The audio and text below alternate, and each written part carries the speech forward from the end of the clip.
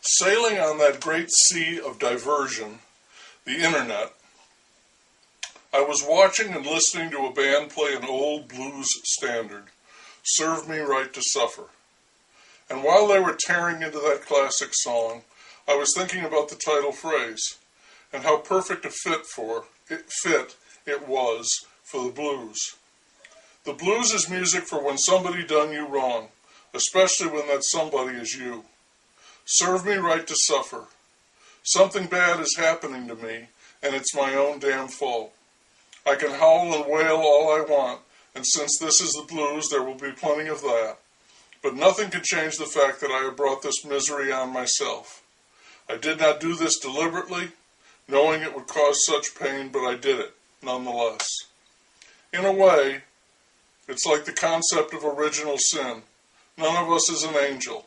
The flaw is born into us. Each and every one of us is going to fuck up and pay for it sooner or later. Therefore, let us sit and sing the blues. I also saw some clips from the movie A Few Good Men. You know, you can't handle the truth. The soldier who dies in that movie, at the outset, has a hand in his own undoing, which is not to say that he isn't murdered. He is, and a whole chain of people, himself included, are responsible for that. The intention was not murder, but he is killed nonetheless. That's the second time I've used the word nonetheless, and it means no one involved planned the outcome, but it turned out that way. Nonetheless is a more restrained variant of shit happens, and because shit happens, we suffer. Shit happens is yet another way of looking at the idea of original sin. Plans unravel and we are held accountable. Mea culpa, as the Catholics say. Mea maxima culpa. There's been a hot case in Florida where a young man was shot and killed by a volunteer security man who was armed and part of a community watch program. No one but the two men involved know exactly what happened that night, but I can tell you. Shit happened, and I don't think either one of them would disagree. Some believe the young man was completely innocent of any wrongdoing, that the volunteers suspected him anyway, and amped that suspicion into a confrontation that became violent and fatal.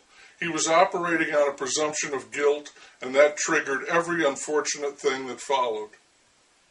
Others believe the young man was involved in questionable activities, that he resented the approach and questions of the other man, despised his claim to authority, and was shot while giving the man a whipping.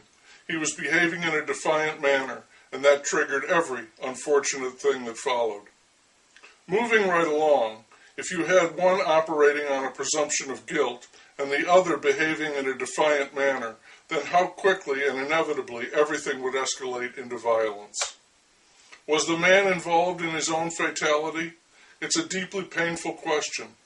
If a woman goes out dressed provocatively, becomes intoxicated, loses her way, and is raped, is she in any way to blame? It's not the same question as, did she cause someone to rape her? Rape is rape. Nothing excuses the crime. But do your chances of rape increase because of your own behavior? Serve me right to suffer. I can sing that song. I sit here and think of the worst things that have happened to me, and in too many of them I was partly to blame, either through weakness, ignorance, or a lack of vigilance. I certainly did not want to cause that pain, but however inadvertently, nonetheless, I was a part of it. There's no denying that, which only sharpens and deepens that pain. Serve me right to suffer, they sing. Serve me right to be alone. It's a great song, and we can all identify and sing along, because shit happens, even if we don't see it coming, even if we don't want to believe it will happen to us, that we're somehow exempt. We're not. It's all born into us. All of us. Shit happens all the time. I believe that the Buddha said that life is suffering. I think that the Buddha would have loved the blues.